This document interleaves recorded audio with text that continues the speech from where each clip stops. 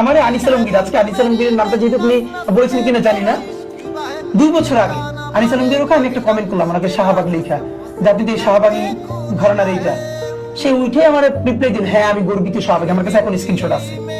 আনিস আলমগীর সাহেব এত বড় কথা বলেন না, ওনার সাথে আমার রুচিতে গুলেন, আমার অনেকগুলো টক শোতে দাওয়াত দিচ্ছে, আমি ওনার সাথে কখনো যাই না, না যাই না, ন্যূনতম একটা রুচি রক্ষা করতে হবে আমার। আমি বলেছি না, আমি ওনার সাথে যাবো না। উনি আমাকে বলতেছে গর্বিত শাহবাগী উনি। তখন আমাকে জিজ্ঞেস করতেছে আপনি শিবিরের কোন পোস্টের? আমি রিপ্লাই কি দিয়েছিলাম জানেন? আমি শিবিরের শাহবাগ বিষয়ক সম্পাদক।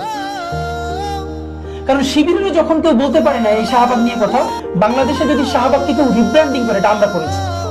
শাহবাগকে জনতার ওই যে এলিট যেই মব ছিল, আবার দেখেন এখন মব আসছে না তো, 100 বছরের মধ্যে রাষ্ট্রীয় স্পন্সরশিপের সব থেকে বড় মব হলো শাহবাগের মব।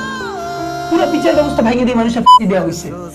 এখন যদি তো বড় লোক করছে, ইংলিশে লিখছে প্ল্যাকার্ড গুলো, হ্যাঁ বিরিয়ানি খেয়েছে, এটা মব না, এইটা হচ্ছে আন্দোলন, দ্বিতীয় মুক্তিযুদ্ধ।